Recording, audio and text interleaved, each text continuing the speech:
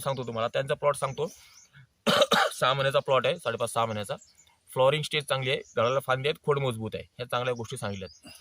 झाडाचं पानं पिवळं पडलंय कारण यांनी ताण दिलेला आहे. मागच्या 8 दिवसापासून यांनी पाणी 8-10 दिवस पाणी दिलेलं नाहीये. पण दुसरी गोष्ट यांनी काय जी करायला हवी होती ऍक्च्युली पाऊस संपल्यानंतर, की यांनी ॲटलीस्ट 0.34 द्यायला हवं होतं, एकदा 12-1 द्यायला हवं होतं, किंवा काही अजून फवारणी आपण करायला पाहिजे, जे आपण फ्लॉवरिंगसाठी बूम फ्लॉवरची फवारणी सांगतो ती व्हायला हवी होती आतापर्यंत. पण ते काहीच त्यांनी केलेलं नाही मेपासून. ते माझीच वाट पाहत होते आणि मी त्यांना जवळपास 1 महिना झुलवलंय म्हणजे 1 महिन्यात माझ्या प्लॉटला आज आलोय.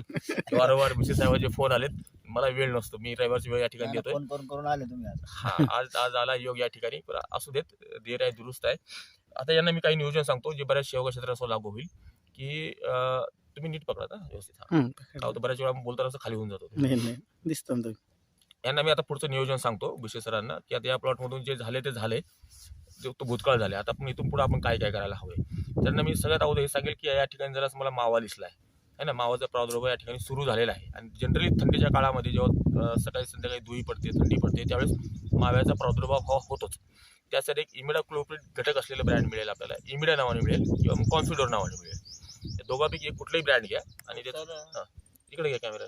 जे फुलं सध्या स्टेजमध्ये आहे, ह्या टायमाला जर सन्मावाची फवारणी घेतली तर फुलामध्ये काही परिणाम होतो नाही.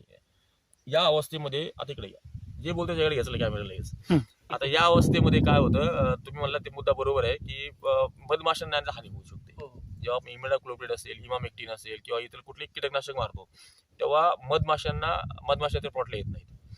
त्यामुळे मी काय यांना सजेस्ट करतो की इमिडाक्लोप्रिड घेणं गरजेचं आहे. कारण ते इमिडाक्लोप्रिड घेतलं नाही तर मावा आपल्या कळ्या खराब होऊन टाकेल. मधमाशात नंतरची गोष्ट आहे, फुलं खराब होऊन टाकतील. त्यामुळे माव्याचा प्रभाव आटोक्यात आणण्यासाठी, प्रादुर्भाव आटोक्यात आणण्यासाठी आपल्याला इमिडाक्लोप्रिड हे घटकाचं औषध घ्यावं लागेल. 0.5 मिली प्रति लिटरनं ती फवारणी करून घ्या, जेणेकरून त्या एकाच फवारणीमध्ये पूर्ण मावा आटोक्यात येऊन जातो.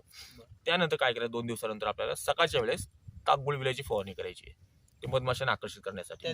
त्या दिवशी 2 दिवसानंतर 1-2 दिवस थांबायचं. 2 दिवस थांबल्यानंतर एका दिवसात मावा चिटकून जातो.